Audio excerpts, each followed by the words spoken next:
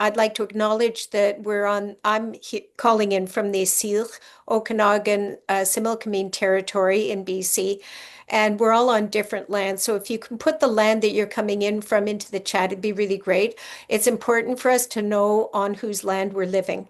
Especially troubling right now is the NDP bills and the federal government bills that are fast tracking projects, and they aren't listening to the Indigenous voices of the people who have stewarded the lands for millennia. And without the respect and responsibility from the government, it makes it really hard for true reconciliation. And this is causing a lot of anxiety and discomfort all around our country. Um, so my name is Lori Goldman. I'm on the board of First Things First Okanagan. I've been on for about 6 years in the South Okanagan, and I've worked with the BC Climate Alliance formally to learn how to lobby city councillors, MLAs, and MPs. And pass it over to you, Laura. Hi, everybody. My name is Laura Sachs, and I'm here in Castlegar on the traditional territory of the Sinixt people. And a little bit about my background. Well, I volunteer and do work with climate advocacy for, and I have been for a number of years right now mostly through the West Kootenay Climate Hub, and then organizations like Seniors for Climate as well. I've been involved with Citizens Climate Lobby and BC Climate Alliance for lobbying. So I just wanted to say that I have done this for, well over a decade now. I've had 6 mass lobbying days in Ottawa and a couple of them in Victoria, as well as a couple in Washington, D.C., as well as meeting with local MLAs and MPs and local city councilors. And really, it's the same approach that we use for any of these, and we look forward to sharing that with you. Also, like why this matters. Why does it matter to meet with our elected representatives? Especially federally and provincially, is they are lobbied day in and day out by the fossil fuel industry and other special interests. So according to Environmental Defense, fossil fuel companies and their associates had at least 1,135 meetings with the Canadian federal government in 2024, which translates into more than 4 meetings every working day. And these meetings, it is no wonder that we are getting subsidies and tax breaks and regulations that are being dismantled and policies that are being dismantled because their goal is to reduce emissions. So we need to be there to counteract that. And actually, I've heard that constituents are really important and can actually make more of a difference than these lobbyists when you're meeting with an elected representative. And we do often hear that they want to hear from people who just aren't always in the bigger centers. So hearing from people throughout the province is really important for them to know what we're really caring about and what we're worried about. Thanks, Laura. So the overview of this workshop today, we're going to go over some of the things that were in the national training. So Seniors for Climate nationally did a MP training in October. And so some of these things might be repeated. We're going to try to stay to about an hour and a half, but this is going to be recorded and the links will be sent to you later. So this is an effective approach, and it's used with Citizens Climate Lobby, and we've just used it on Monday with our Conservative MP in our area. And you know, I'm always nervous before I go into a meeting, but this really helps to demystify the process because it makes us feel better that we know that they're just people and we've got to meet with them and we've got to chat with them. So BC has 19 Conservative MPs, and we have 39 Conservative MLAs. So it's possible that we're going to be speaking to someone with A, no power in the government, and B, maybe has a really different way of looking at these issues than we do. So we're going to do a little bit of background work to consider how to help in these meetings, and we're going to go over how to prepare your meeting, in other words, like securing the meeting, getting it tied in, gathering your team together, and more. And before we have our questions, we're going to do a role model with a lobby as a lobby meeting, and we're going to use these methods, and you'll be able to watch us in practice. And so when someone confronts you about something that you have done wrong or something that you haven't done that you should have done, how does that make you feel? Usually, probably pretty defensive and not necessarily receptive to change or to listen. And so, what we found with as an approach of having an appreciation with for our elected representative right in the beginning of the meeting really helps them relax and be more open to listening to us. It also helps us start to build a relationship. And it might be challenging to begin with an appreciation because maybe we don't really like the person that we're meeting with. We might feel angry about some of the policies, and becomes easier, as Lori said, if we remember that they are human beings and they likely ran for office with good intention, and that being an elected representative, whether it's a city council, an MLA, or an MP, it's a really hard job, and the workload often eats into their private time without full financial compensation. So, if nothing else, we can appreciate them for their public service. But it's even better if we think of something specific to appreciate them for, even if it's not related to your topic, and probably it won't be. It needs a guiding principle, though, is that it needs to be authentic, right? They'll smell some, this isn't about like schmoozing. This is about something authentic that they've done or said that you can appreciate them for, and then convey that message in the beginning of the meeting. And I've seen this many times put an elected rep that is, oh, we're going to come and talk about climate, especially conservatives, but also any party, who are kind of on edge. And you can kind of tell that from the expressions in their body language. And right away, when this gets conveyed, you see the shoulders relax and they're open because they see you not as a hostile enemy, but as somebody that you're human as well, and you appreciate the humanity in them. So,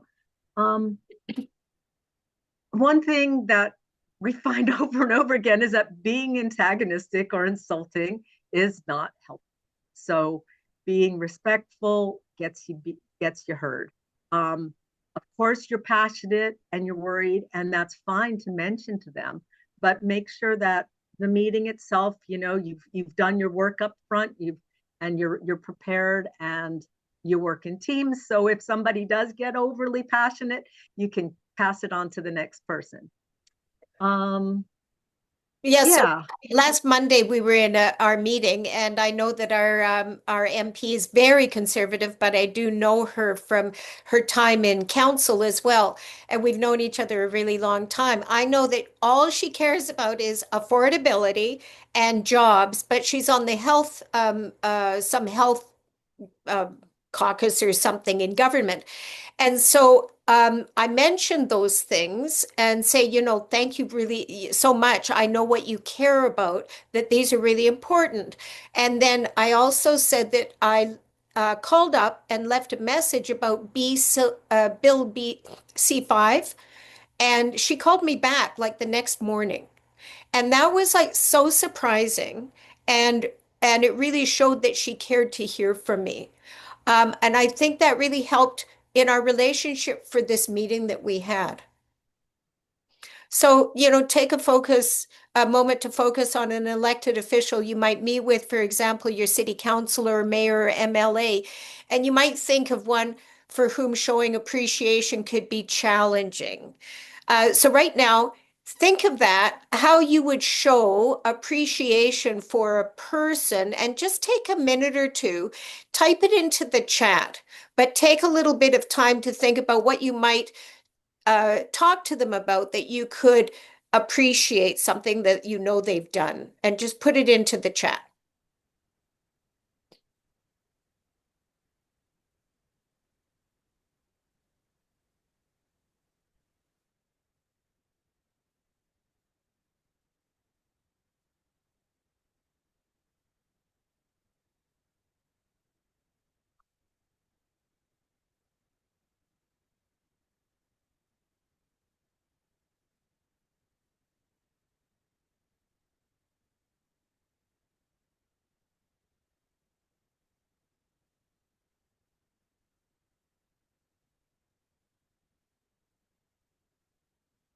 Yeah.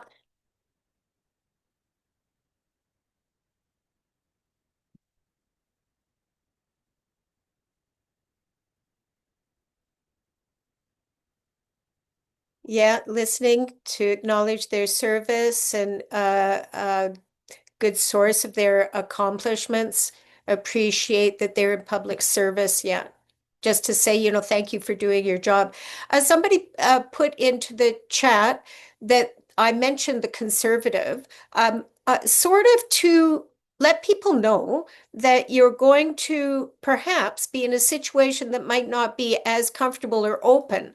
But certainly, if we're talking to our Liberal MP or elected leader or an NDP, there still may be a lot of conflict. Um, and you still have to, you're not going to assume that they are on your side about everything and they're just going to make whatever you want happen. But it's the same process with, I think, with all elected leaders.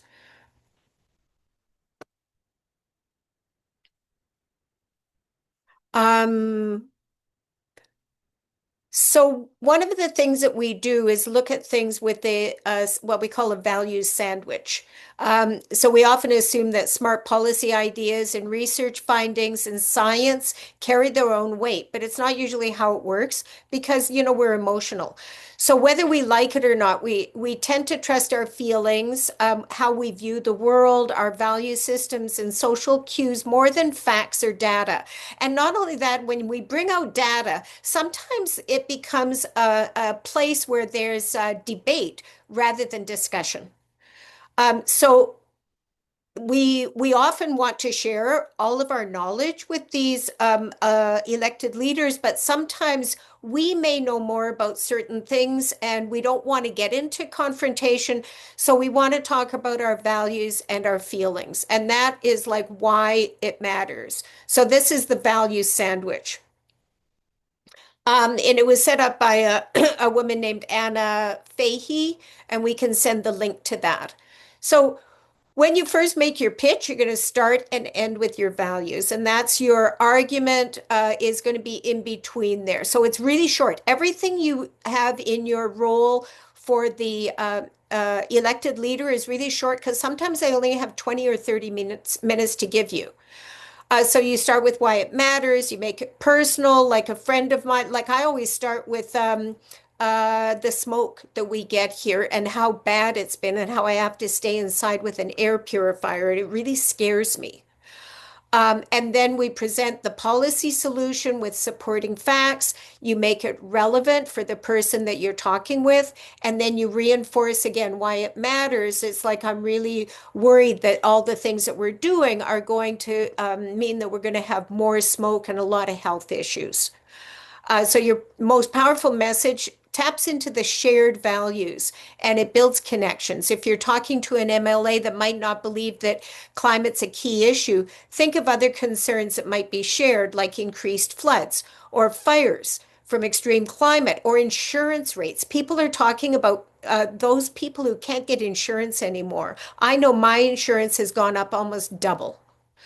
And then jobs. A lot of the elected leaders, all they want to talk about is jobs. And so we often talk about resilience, economic strength, jobs, clean air, instead of climate justice, GHG emissions, climate emergency. Like some of those terms are really off-putting. But if we talk about things that are more values that we share, it's much easier. Um, so right now, we're going to go into breakout rooms. We're going to put you into breakout rooms, two people each.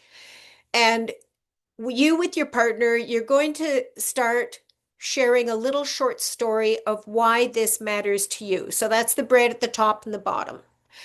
And it's about why you care about this issue. We're going to have 6 minutes in total, and I'm going to remind you halfway through to switch. And then you're going to have a 30-second countdown before the breakouts close to finish your discussion. So this is a bit of a short story about why this topic matters to you personally, something that reflects your values. So it might be health, it might be your grandkids, it might be the poor people in the south whose islands are going away. But we're going to move you into these breakout rooms. Laura, does everybody understand what they're going to do? Anybody have any questions? Okay, it looks like we've got everybody back. Apologies if we cut you off mid-sentence. It's always a little bit awkward when that happens. So hopefully you did have a good discussion between of the two of you that were in each of the rooms. And we're going to now talk about some of the nuts and bolts about meeting with elected representatives. So the first step, of course, is requesting a meeting. And there's a couple of different suggestions. One thing is making a phone call and talking to the staff person first and asking them what the process is. The people that work in the constituency office and even the legislative office in Victoria or Ottawa, they're usually quite friendly. This is what they do. They work with the public. They're paid to be like, oops. And if everybody can just stay muted. Oh, Laura, you're muted. Sorry, I was trying to. Okay, there you go. You can hear me now. Yeah. So you can phone them and ask them what the procedure is. They'll probably say, well, send us an email. And so then you can say, okay, I'm going to be doing that just in the next few minutes. And you can do that. In your email, you might want to say, if I don't hear back, I'll phone you again in a few days. You could also email first and try the other thing and then phone them and ask them. I emailed you. I just wanted to make sure you got that. You knew that I have a request coming. Another thing is if you're going to your a constituency office, if you have one near where you live, stop in the constituency office. Relationships with the staff are really important, positive relationships. And so you can introduce yourself and say that you would like to set up a meeting and what's the procedure. And they might be able to just take your name and get you right on the list right away. So those are sort of the steps, but sometimes you have to be persistent and make a few phone calls and a few emails to get that to happen. And then there's this next step is being prepared for your meeting. So do your research on the elected representative that you're meeting with. So know what their background is. For example, what they did before they were in elected office, committees that they're currently on, maybe some news articles that they've been cited in, or if they have a newsletter, what was the latest things in their mailings that they're sending out. Check out their social media. You'll see the things that they care about. So if you're looking for things to appreciate, those are some really good places to go, and also to see what values you might have in common. The next thing that you want to do is consider making sure that you know what the goal is for your meeting. Maybe 1 or 2 points to not confuse them with too many things given your limited time.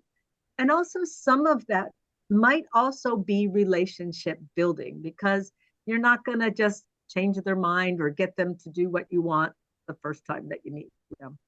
And the next important step before your meeting is gathering your team together. So think about who you might want to have on your team. For example, are there people that your elected representative might resonate with that should be on your team? For example, a member of the business community or the faith community, or a healthcare worker or a young person. Just because Seniors for Climate doesn't mean you can't include a young person. And they are quite influential in meetings. Because they're stepping up and they care. And you don't want to do this by yourself. You want to work in a team. And I'd say 3 people, kind of a minimum number. And I've been to meetings, I think 5 is a nice amount, or 6 you can do. But then if you're meeting in person, you end up with, a table that's too crowded. So I think 6 is usually the maximum that I recommend. And I'll turn it over to you, Lori. Okay. So I find that sometimes it's a little difficult to find people to meet, especially if you're doing a virtual meeting. The meeting that we had the other day was virtual. We couldn't meet with our MP because she was in Ottawa. So I was, and I got the meeting quite quickly, which was really great. It was maybe a week or something. She said, "Yeah, we can meet with you." And so I was finding people who could meet. We had to do a doodle poll to find the time to meet, and it all worked out really well. We set up a time for our initial meeting, and we had and that was about 4 days ahead or 5 days ahead. And so we went through the all of the different roles that we wanted to do, and we decided on our topic, and we decided who would be comfortable doing which role and how we were going to organize it.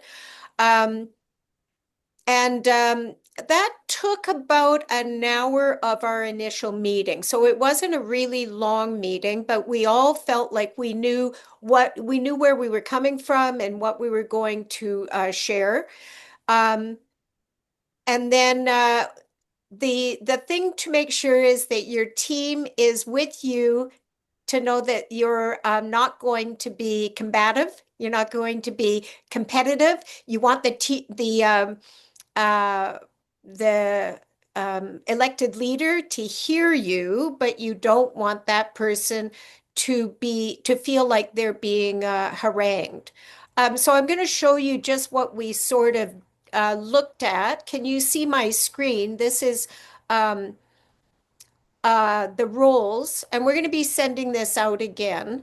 If you set this up in a Google Doc, everybody can fill in the different parts that they are going to be expanding. So the appreciation, the person who's going to do the appreciation will go here, and then you can put in their name and then their what they're going to say, and they can go back to the document and add to it. The timekeeper is just a person. You have somebody who is your note taker, which is good for some people who are not comfortable doing, maybe they haven't done a meeting before. You make sure that everybody understands what your main purpose and ask is. And then you say, who's going to do question number one? What is the discussion? What is the point that you're going to bring in? And then what is the question that you have? And then the point of these meetings is to let these people talk, to really listen to what they have to say. So the note taker is quite important to be writing down what the elected leader has on their mind. And sometimes you give a question and they talk about something totally off the topic. And so discussion number two might be bringing that person back to your main topic and then have another question to bring them back to what you want to talk about.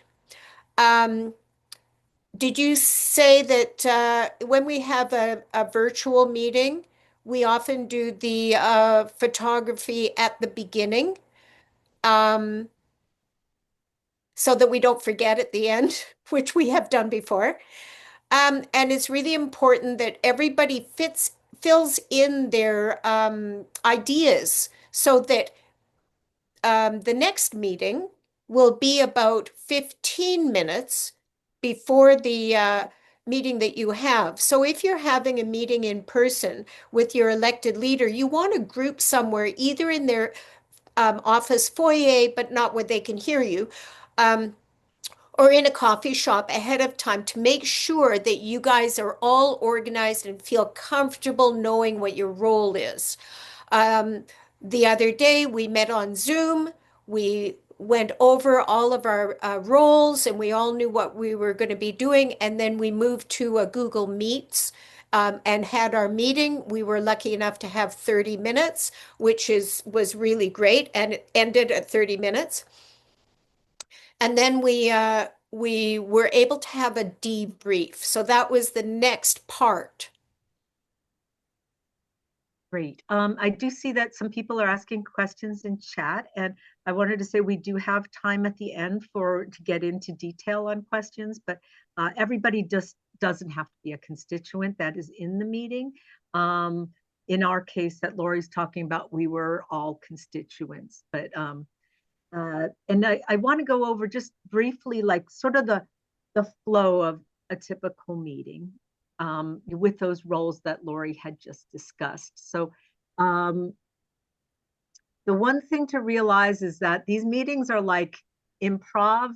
They're you have an idea, but you've got a team, they have your back, you can work together and things never, it's not like you're reading a script and you don't want to read a script. You want to be authentic. You might want to take your question with you if you're in person to, if you're not sure if you'll be able to say it, but I'd say practice it and do as much as you can off the cuff, just remembering some of the steps. But the first thing is introductions. So you do a round of introductions, where you're from and where you're calling in from. One person could share maybe a short story about why they're there. That can help with those values and that connection. The timekeeper is really important. You're going to ask how much time you have, right? And so yeah, don't worry about all the words here, but this is just the general uh, flow of things. So you have your intros, then you go into an appreciation before you get into your policy piece. And I've seen people skip this at times, and it kind of just goes straight to the policy, and you miss that opportunity for real trust building. So don't forget that. It can flow very naturally from an introduction. And then you go into the reason why you're there and what your ask is. And then open-ended questions as much as possible, because you want to listen and hear as much or more that you're talking to hear the elected representative talk. Although don't let them monopolize. Some of them are really good at monopolizing the time, going off on tangents. So you do want to keep it organized, but by open-ended questions, you're not going to get yourself boxed in. Like we made a mistake of doing that on a meeting with George Heyman, the former environment and climate change minister, where somebody asked him, would he commit to that? And, he's like, well, if you're asking me and I have to say it, I have to say no. And, that doesn't allow for much of a discussion. So you want some open-ended questions. And then the person who's a timekeeper should pipe in when there's 5 minutes or less of the meeting so that you know that it's time to wrap up. And that time, one important thing to do is ask your elected representative what you can do to help them, because so many people are demanding on them, but maybe they would like to hear from more constituents, or maybe there's a part of a colleague that they know that would be really helpful they met with, or there's lots of different things that come up with that. And oftentimes if it's a constituency thing, it'd be like, well, we want to hear from the labor union, or whatever that might be. And then of course making sure you have some sort of a commitment that you're asking from them. It might be, would you take this topic to your colleagues in your caucus? Would you commit to meeting again with us? And you want to follow up with information. You don't want to go in there and load them up with a whole bunch of reports. You want to do that in a follow-up so that you have another opportunity to connect with them. So ask them if it's okay. Can we follow up with you on, on some of these topics that we've been talking about? And then wrap up on time, because that shows that you respect their time. And then you're not just like having them run out the door while you're in the middle of still talking. So anyhow, hope that's helpful. There was one time that I was meeting with our MLA, and he was in the opposition, and he said, I don't poke anybody in government. I won't do anything. And I said, well, you're our elected representative. We'd like you to speak for us. And he said, I won't do that. And I said, oh dear. Well, how can we get you to give our ideas to the government? He said, oh, you can do a petition. I said, what do you mean? He said, write up a petition, get it signed, and I will present it in government. And that was the most effective thing he said to us. And it got us motivated. We got it all together and we presented it in another meeting. So we had a follow-up meeting. And the relationship that we built was really strong. And it was the only way to get him to take our concerns right to Victoria. It was quite powerful. That's a Um, great. should we try the go into the role play? Yeah, I think so. I think so. Yeah, so what we're going to do is we're going to put some of the things that we've been sharing. We've been doing a lot of talking to practice with a mock lobby meeting. And so, follow along to see if you notice anything like, the statement of appreciation, anything around the value sandwich, and the words that might be the filling of the sandwich. And then we're also using the roles that we just described a few minutes ago. And again, we'll send all of this in a follow-up email. So, but we just want to see show you how this works in example of a meeting. And And, so let me spotlight folks. and we're going to be doing it with Erlene and Dr. John. So you guys need to unmute yourselves because you're going to be our uh, Dr. John. John is Yeah, not Jack. It's I'm John unmuted. Miller, Laura. Oh, I got the wrong. Oh my Yep, goodness. Thank you. Sorry that's okay. about that. I'm not sure how that happened. Okay. Adding spotlight here, and then I'll add got the right John there. Yep. Okay. That wasn't even a John I had. Who knows? Okay. Well, we're all here and we're all human, right? Yeah. Okay, so Okay. we'll get going. So we're going to role play a meeting with our MP, who we've called Kim Jones, and we're going to advocate for the East-West clean energy grid, renewable energy, which is basically what we did on Monday. And we're going to assume prior to the lobby meeting that we met, we've already organized, we planned our purpose.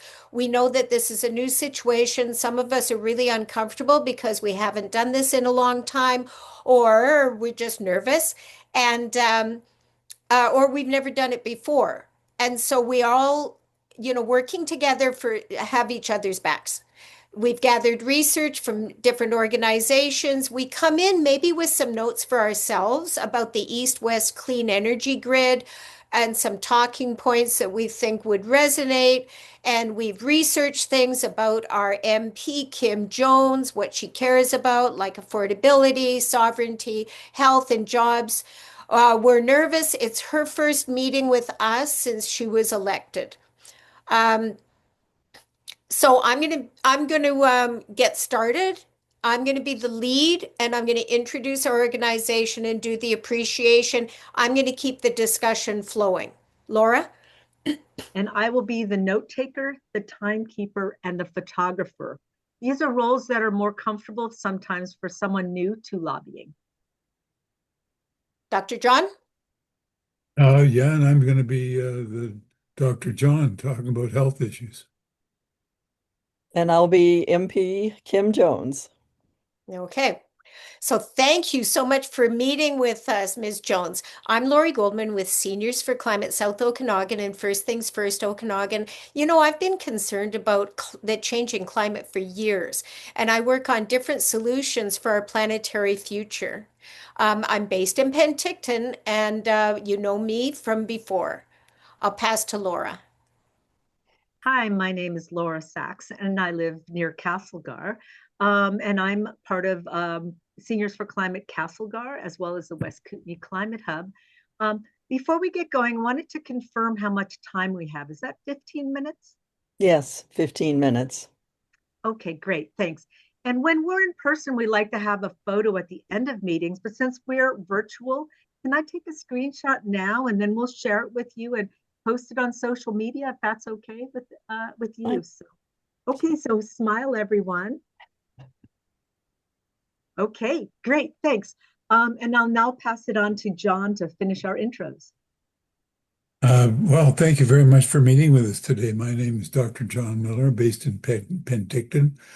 I'm a retired public health physician, and I've been concerned about the effects of climate on the health of the population for a long time. And as you know, I'm sure it's one of the major threats to the very existence of human beings on the planet. And every year now we're having many people dying from climate change already within British Columbia.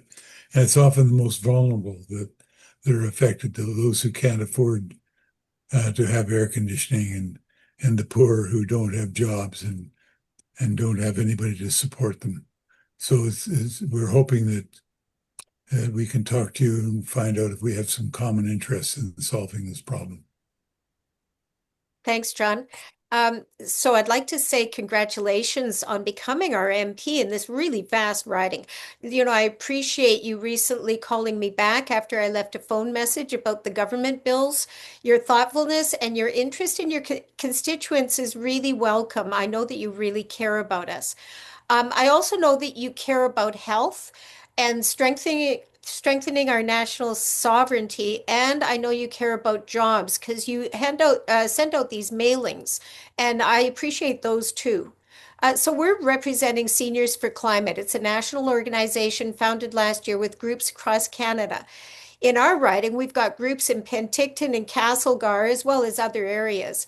As seniors, we have an important perspective because we've got lots of experience. We vote, we've got time to volunteer, where others don't have that opportunity or privilege. John? Oh, yes. And so one of the main topics that we want to bring up for you to consider is the creation of renewable energy system across east to west electrical grid across the country.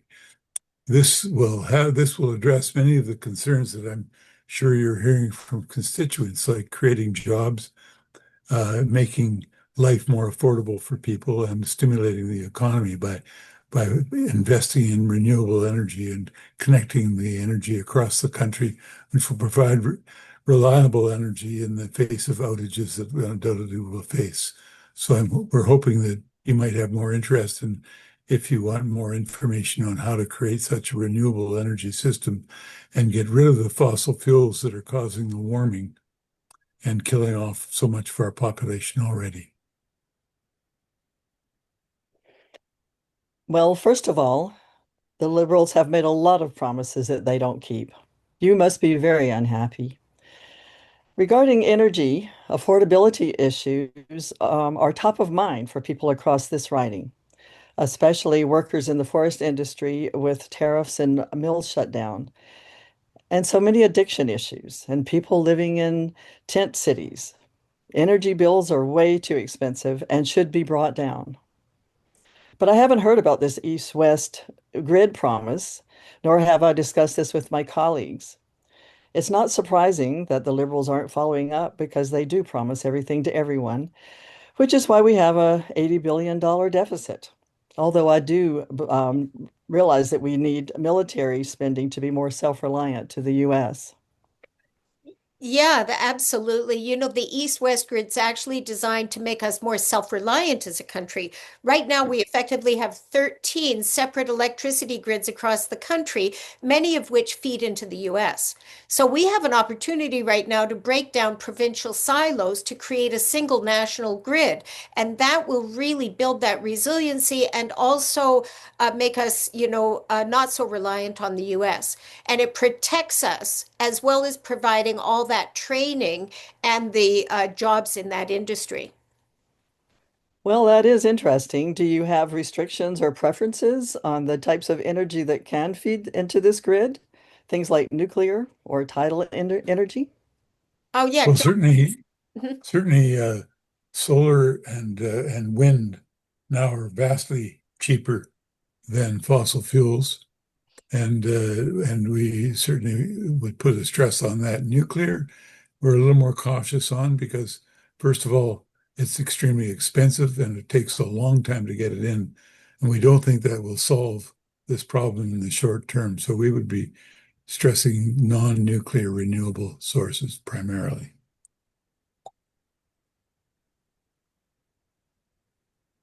And then we do have a report that I'm just going to jump in and say that we have a report that proposes forming a national council, including provincial representatives, to discuss such details.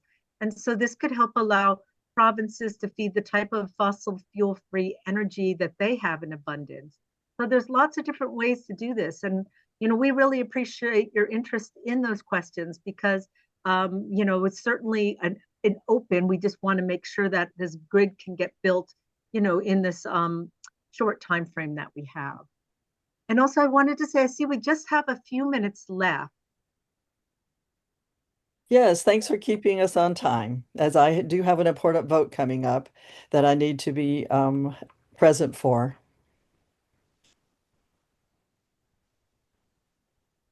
But before we wrap up, would you consider bringing this concept to your colleagues in the Conservative Caucus? We think it aligns with your commitment to affordability, health, jobs, and Canadian sovereignty. This is the kind of project that has multiple wins and something we can all be proud of to pass along to our grandchildren. Are there any ways that we can help you with that? We've got a couple of reports that we could share with various perspectives on how this east-west clean energy grid could work, and I can drop them off at your Penticton office. So yes, any information you have would be really helpful. After I read through the information, I'll decide if I will share it with my colleagues. Let me again, and let's meet again in the new year. That'd be great. We'll email you some of the research and we'll drop by, and I'll contact your office later. And we really thank you for your work as an MP.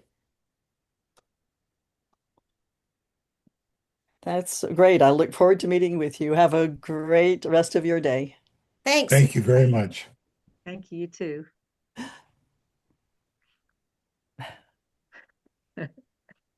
Okay, I'll remove some of the spotlights here. Okay, so that wraps up the role play. So we normally have more time for a dialogue, and there's often chance for a second question or a third question, usually on the same topic, but it may be something that one of your members really wants to bring up. But we try not to overwhelm them or get them confused. If you bring in a whole bunch of different things that they might not have the focus in that short meeting to stay with you. So we usually have a secondary ask, sometimes even a third. I've been in meetings where they just talk for an hour. So, it can be very relaxing and you get a lot covered. After the meeting, we meet off-site to have a debrief. So if it's in person, we go to a coffee shop and talk about what happened, what went well, what didn't go well. And online, as I say, we had a Zoom meeting after our meets meeting and just talked about who's going to finish up the notes and how they're going to be shared. And those notes, you want to keep them somewhere because you can use them in future meetings with that elected leader or with another leader. They highlight what the MLA said and how they reacted, because sometimes you can see if somebody tenses up or gets really nervous, that maybe you talked about something that made them uncomfortable. And then there's also the discussion about how you're going to follow up when you'll have another meeting or ask for another meeting. So I think the other thing is to ask if you can share the photo, because sometimes they also want the public to know that they have met with you. It's a bit of a feather that they've met with people. So you share it and you say that the meeting is private for ourselves only. We're not going to be talking about anything that they may have let slip, that we keep the ideas amongst ourselves, but we will share the photo and say that we met with them. Great. So actually, I think we're moving into questions now. So, and before we do that, a couple of just questions to consider before that is, one is, what do you think is the most important piece in lobbying? And another to think about is, for those of you who have lobbied before, what is your biggest tip for others? So this is meant to be interactive and lots of wisdom out there as well. And we're just sharing with you this one approach. And I know some people have been putting questions in chat, but we can also use the just raise your hand or use the raised hand function. We'll just have a speaking order, obviously, so people aren't talking over each other. So yeah, let's open this up now, and we can. I will mention, Michelle Roy asked about the $40 million for the Youth Climate Corps, which is not the billion that they were asking for originally, but that did come up in our meeting the other day because I know that our MP is very, very concerned about jobs. And so I did bring that up and say, you know, we really know that we have these youth who can be trained because youth need jobs. And she actually really heard that. She didn't know anything about the Youth Climate Corps, and she said, but are they really going to be learning, you know, valuable skills? So that's something that we can share with her afterwards, what the idea of the plan is. Emiko? Thanks, Lori. I just wanted to share a tip. uh, Thank you for the role play. That was awesome. Um, my name's Emiko, folks. I'm coordinator of the BC Climate Emergency Campaign. I'm happy to be here. And one tip that I wanted to share, based on my experience, is that a really important way to prepare for your meetings, depending on who you're meeting with, is to prepare in advance for what you think they might say in response to your ask. So if, for example, you are saying, my organization is very opposed to the expansion of LNG infrastructure, you can prepare maybe like 5 things that they might possibly say in response to push back. And so that way, when they respond to you, you already know what you're going to say in response to them. They might say, well, LNG is cleaner than coal. And if you come into that meeting prepared with some stats around why it's not cleaner than coal, then you're good to go. So I think that can really help you to be more effective in your meetings. Also, actually, now that I'm saying that, the BC Climate Emergency Campaign has a page on our website where we list out all these various myths that you might hear from your MPs or MLAs. So I'm happy to share that in the chat. Thanks. That would be great. And then we'll also share that out, right, Lori? We'll make sure that that goes out to people so you don't have to look in the chat right away if you want to continue with the Q&A. And that's a really important tip. And you do have some great resources on the website there. I was using that recently on LNG. Paul asks a question, would you ask why the elected officials said no? Paul, do you want to expand on that? Come off of mute and ask, say a little bit about what you were thinking? I guess what I wanted to get from the representative was a little bit more about their background or what they know about the issue that you're talking about. And that, you know, if they have very good reasons and they're willing to share with you that information, I think that's really valuable. Yes. And that's why Yeah. your meeting, a real long meeting can often get into that, you know, where are you coming from? Right? I think that's super important, Paul.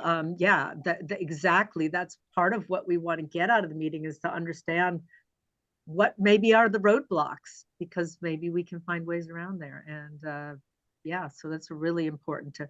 That's why I think it's really good to use open-ended questions. Citizens Climate Lobby uses motivational interviewing sort of techniques too to dig down into some of those, beliefs and viewpoints of elected representatives. Suzanne? Yeah. Oh, sorry. Oh, thank you. Suzanne? So I have like a couple of questions, but one of them sort of takes off from that. And one is we go into these meetings assuming that they are unaware of all these myths. How true do you really think that is after years of them being lobbied and being in this facts of life being explained to them. And then number two, and I guess that this is just too loaded a question. There's probably a nice way of asking it. And I probably shouldn't be doing these meetings. Is there a nice way to ask, given the climate dangers of these projects, why do you think your government wants to proceed with them? Is there a nice way to ask that question? No. Well, I don't know. I thought how you just asked it sounded very nice to me. I think the important thing is being authentic, explaining why you care, finding that connection and explaining why you care and asking, and not being afraid to ask. I mean, Lori was there asking about military spending and some other things with the conservative MP a couple of days ago. Like, you just go, I mean, you can't really. I think the only thing you can go wrong with is if you start yelling at them and insulting them. But if you're talking respectfully and you're talking from the heart and you're talking as a real human being and as one of their constituents, that I think any question that you ask in a respectful way is very welcome. Lori, did you have anything else on that? No, I do want to always keep in mind how long has this person been in office and what do they actually know? Because some of them come from all sorts of different backgrounds. And what we are proposing or what our concern is may not be what they are familiar with. And so it is our job to give them some background at times. And I certainly find that with my city council, there is a lot of dark space about issues that I care about. They are, especially city councils who have a very important job, but they also have another job. And so they don't have time to learn about all this stuff that we know about. So I often go into the meeting with the idea that they don't have too much knowledge about the ask that I have. And but certainly asking what they do know about it does help at the beginning. And And sharing some resources afterwards to help yeah, clarify. Emiko, you had your hand up, so. Yeah, I also was just going to speak to that, Lori, and I think it's important to assume that most elected officials actually have quite low climate literacy. In some cases, it can be quite surprising that you're like, really? How are you not aware of that? But it is the case, especially if you're talking about something that's a little bit more specific and like fact-based and detailed, and you're more of an expert on it. I think it's good to assume that they probably don't know much about it.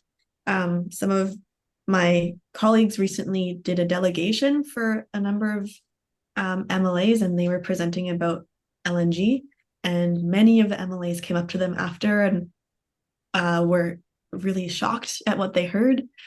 So I think it's good to assume a low level of knowledge. absolutely. And somebody asked also about the recording of meetings. Generally, I think that we assume that we're taking notes and that you could always ask if the meeting could be recorded and see what the elected leader said. But we don't generally record meetings because they're it's a little bit of a respect. Just note taking is usually good enough.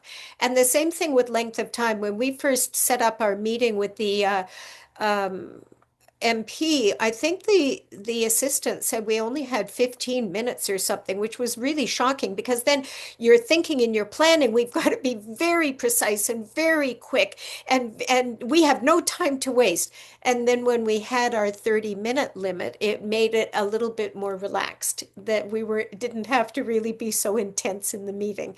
But 30 minutes is, you do have to plan your time to make sure that you get everything in and then have a nice ending at the end. And I've often had elected leaders who say, thank you so much. I've never had such a nice meeting. I've never had such a friendly meeting because there's discussion, there's an ask, but there's no intensity. And, that leaves them with a good feeling so that we can have a follow-up meeting.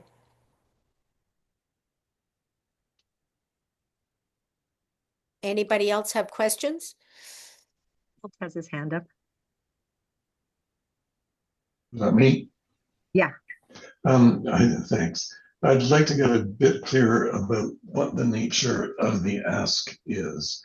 If you're dealing with somebody, let's say we're dealing with a conservative, maybe a MP, when you know that their priority is about industrialization of oil and gas, what's the ask? I mean, I'd like to ask, would you change your party and cross the aisle? But what's a reasonable ask from our point of view that would make sense to them? That they're not just going to say no to. In our meeting that we had the other day, we knew that she was not going to really go into Parliament and stand up for us. So it was just to ask her to take this back to the caucus and discuss it with her team members, all the other people in the government, and consider working with the Liberals, because they're in opposition, to hold them to account to invest in these things instead of investing in other things. Sorry about that. To make sure that they know that we know that they're limited, and that all we can do is ask them to discuss it amongst themselves. And you're trying to get them really to open up to that idea and to change their way of thinking, to have a follow-up with them, because you can't, like I said, if they're a conservative, they have no power, and all they want to do is criticize the other side. So to say this is something that they are working on, and we think you could even make it better. You could get them to do more and do the things that you care about too. Thanks. And I think also you might be surprised that, like, we decided in that meeting to avoid LNG right then, because we felt like as a conservative, they're kind of cheerleaders for fossil fuel development, and we didn't want to go in there talking about pipelines and LNG, and that's why we were like looking at positive solutions like renewable energy. However, with these major projects being selected, and the pipeline and the, I still can't quite pronounce because somebody else the one that, yes, thank you, yeah, being MAGA owned, it could be something that the conservatives can be getting behind and attacking the federal Liberals or the NDP for supporting. So you look for the common ground that you have. And but also, yes, that's right, Emiko. I was just thinking, I saw that Andrew Scheer was calling that out. So I was like, oh, well, you never know really how that meeting might go with the conservative. Yeah, so those are kind of a few thoughts. But also, Seniors for Climate, since it's the Seniors for Climate call, I think they're developing an ask federally that will also help with that, although meeting with MLAs, BC, it could be along with the BC Climate Emergency Campaign, or We Can, or another federal campaign and that you're advocating for. So you're not just advocating for something random, but you could be advocating for something local in your community that you want to have done. And certainly when you're meeting with your local representatives, there's lots of local issues that you want to talk about. So but just being strategic, I think, is important, and thinking about it in advance. And sometimes when I think about lobbying, or whatever, conversations with our elected leaders, if we don't want to call it lobbying, although we are allowed to, I think that sometimes we have more effect and feel more satisfaction or more accomplishment when we start off talking to our city councilors. And this is a really great way to develop your chops, because they live in your community. Those community policies really, really affect us. And just the other day in the Calgary Climate Symposium, Catherine Hayhoe was speaking about how at COP 30, they actually had uh, a city meeting that was along with it because cities have brought down emissions way more than countries. And so that was something that I really take away. And I talk to my city councilors all the time about the zero carbon step code and keeping the gas out of new buildings and all and greening the city. And you know, when you get some of those things passed, you feel like you have really accomplished something. And it can encourage you to take the next step to talk to somebody who you think might be in a place of higher power, even though it's not really higher, but it gives you that kind of confidence, I think. Great idea. Thanks. Uh, Suzanne says cities are where the rubber hits the road is very true. There's a question from Celia about any thoughts about bringing them a coffee or other gift as a thank you. Not sure what the rules are on that, but I know that we gave MP Richard Cannings a carbon pricing mug when we were with CCL, and we did bring him like, you know, something small like a mug, and he poured his coffee into it. But yeah, you can be creative. You don't want to get them something too expensive, obviously, because there are probably rules about that. But yeah, but other people are probably wining and dining them. So yeah, coffee, I think it's fine.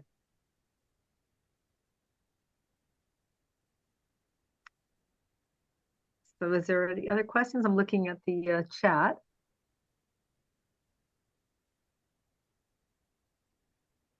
Yeah, Carol says all politics is local. Thanks, Harold, for coming. Um, and it is true, all politics are local, and that's why it's great if you can meet with an MP or an MLA from your constituency who, or you know, from your ridings, who knows, who has that foot in your community, and you're able to speak about something that touches them. And you have maybe some history. It doesn't always happen like that. But you know, when we were doing meetings with the BC Climate Alliance, we had people who were from all different areas of BC in the virtual meeting because this was during COVID, and the MPs and MLAs and ministers always said it was hard to get meetings with ministers because they're busy. It might be 6 months you have to wait, but when you get them, they can be really important. And they always say we never hear from people in other parts of the province. I just want to reiterate that our voice matters, especially when we say later is too late, which is how I do leave meetings with Seniors for Climate. Later is too late, and we have to move now. And the solutions are affordable and save cities and provinces and countries money. And we have to move on that. Um, yeah, I think I'll just leave it at that. I see a comment from Elaine saying that it's healthy and important to respectfully challenge an MP, even if you think they won't agree with you. If you're just going in there and just agreeing with everything, I mean, maybe it's relationship building, but you're not really pushing an agenda that way to try to get something done. So yes, absolutely, you want to challenge them in a respectful way and in a way that will make them want to meet with you again. So yeah, I think you're right. You never know how it might affect someone's thinking, and it's important to not just not. It's important to do this work. I guess we'll say, instead of not doing it. Yeah, yeah. And so a lot of people, they don't meet with their MPs or MLAs very often, and knowing who they are and seeing them and going to events, like if they're doing a Christmas something another, or if they're going to a farmer's market, show up and just say hi, nice to see you again. look forward to meeting next time. Don't want to like corner them and start lobbying them dramatically right then, but keeping that relationship open and letting them know that you're there, and pushing when you can and when it seems like the right time. And I think they respect us for taking the initiative to meet with them. And I do get that from my local electeds who say, yeah, Lori's the climate person in town. And I work on that, so that when I show up, they know that I'm there for this reason. And yeah, it does help. And it helps with the other meetings that we have. So because we had that meeting that happened so quickly, I'm very motivated now to reach out to all the other MLAs and the other MPs, because you don't have to be in their constituency. So if people need a partner, if you're planning a meeting and you need a partner, reach out to the group and say, can somebody partner with me if you don't have somebody in your area? And sometimes it's good to have someone with experience join your team to help with the planning in the beginning.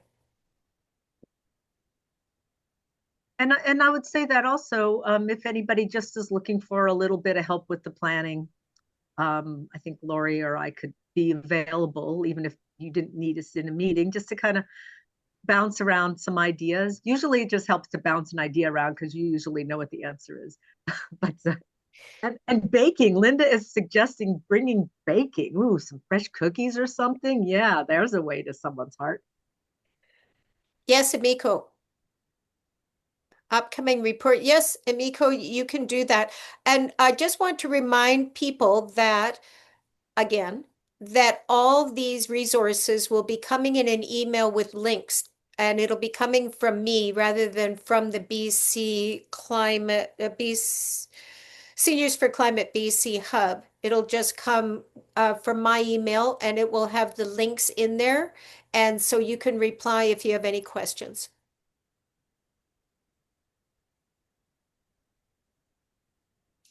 Emiko, what is the BCCEC's upcoming report card? What is that? Yes, sorry for talking a lot, but I thought I should mention this resource, which the BC Climate Emergency Campaign is currently making, because some folks, maybe it was Harold who left, were asking like, what topics should we bring to our MLAs or our MPs? And our campaign is putting together a report card where we assess the BC government on their climate action in these 10 different ways. And so it's very well researched and has a whole bunch of facts and statistics in there. And so if you're looking for something that you can bring to your local rep, it's a really useful resource that you can physically take a copy to their office and meet with them. And yeah, there's last year's that Lori is showing. Thanks, Lori. And it's a nice way to not have to keep all these facts in your head, because it's in the report and you can just flip to the page and show them. And it depends what your topic of issue is or of interest is. If it's about transportation, or it's about electrifying buildings, or it's about fossil fuels, there are 10, or protecting nature. We have 10 different topics that we grade them on in the report. And so, yeah, there they are with the grades from last year.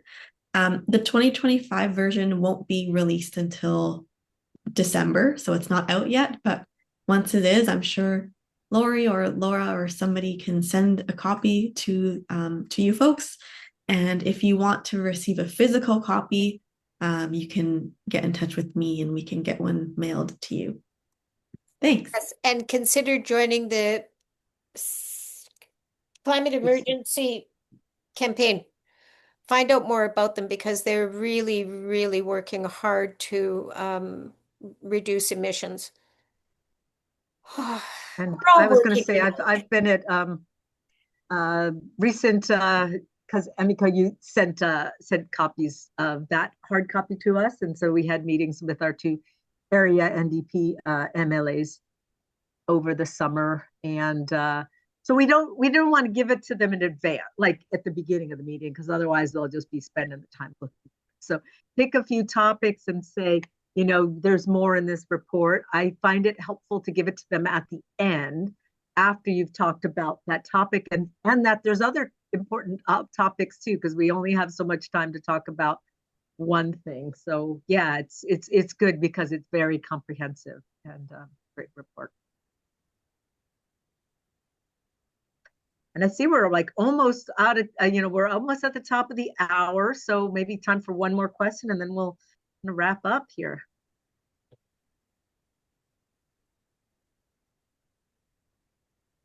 Oh, I think if nobody has any questions, Okay. we'll just say thank you very much to everyone for I, coming. I just have one last question. Yes, John. This And I com saw this Candace was convers raising her hand too. So John this, and then, this okay.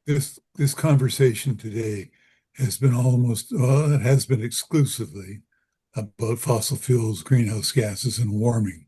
Is anybody on this call concerned about the bigger picture where fossil fuels and warming is just one co-symptom of the broader problem of ecological overshoot and our path onto suicidal destruction of the human race? Yes, we're very worried about this, but I'm not sure that my MP would get it.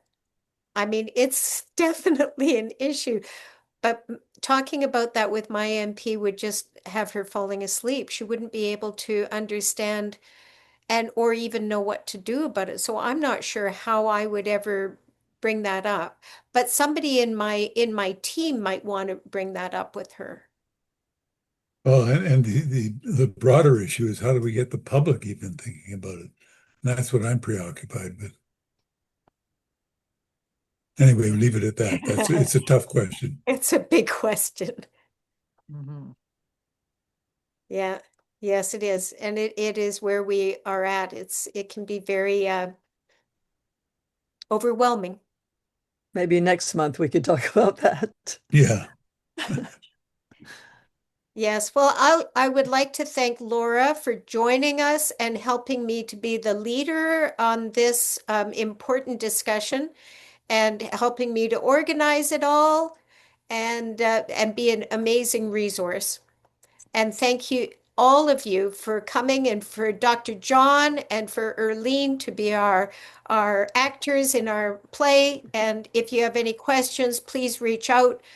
And, keep on going in your community. Do what you can, talking to everybody about things that we can do and how maybe you could have a meeting with your city staff or your city councilor and get started on bringing the conversation out of the house and off of the computer.